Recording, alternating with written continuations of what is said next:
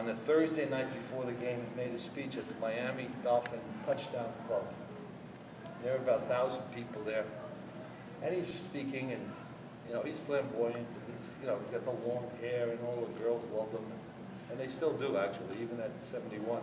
He's still lovable. And and there's a guy heckling him, in the back. And he keeps on heckling him. And Joe finally turns around, gets a microphone, and says, "Hey, listen, buddy, I'm just telling you something. We're going to win that game on Sunday, and I guarantee it." All right?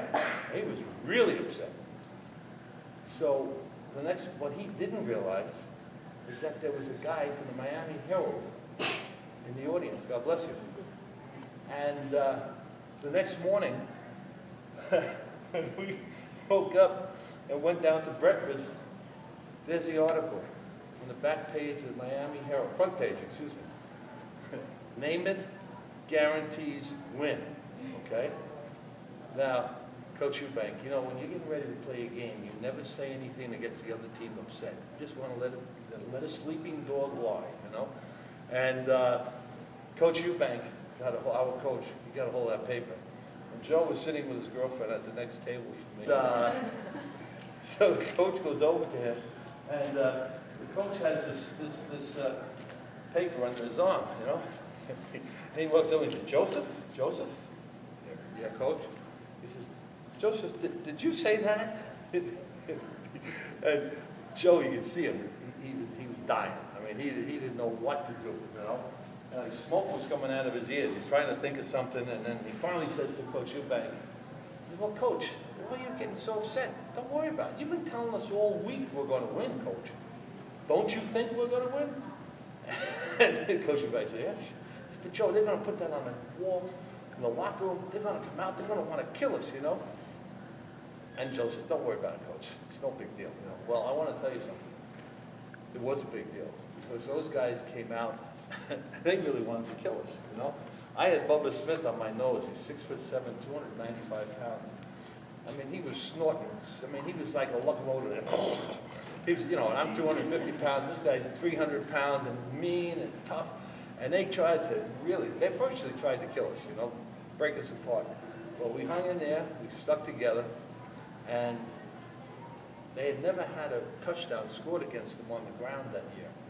And in the second quarter, Matt Snell, on fullback, scored a touchdown on the ground and started the ball rolling for the Jets. And then we continued to carry that through the end of the game. And we won the game.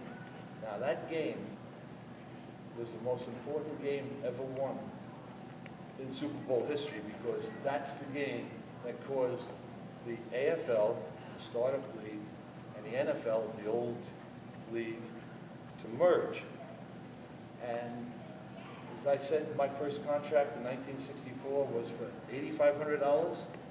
Just to give you an idea what the center of the New York Jets makes now, Nick Mangold, he's a great guy. He's 6'4", 320 pounds.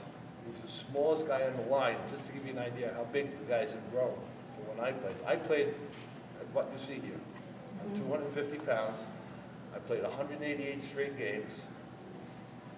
I had 8 concussions, 5 broken noses, 2 separated shoulders, 10 broken ribs, 7 leg operations, a broken wrist, fractured ankle, broken fingers and toes you don't count, and I never missed a game, all right?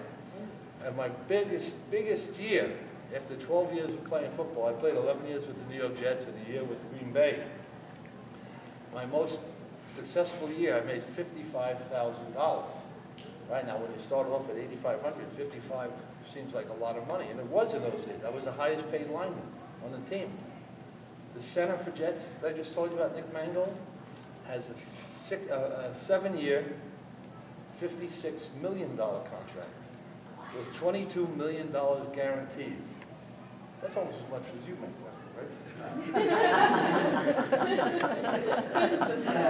$56 million!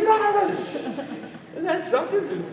All he has to do is play for 7 years. He never has to work for the rest of his life if he's smart. All right, if he's smart.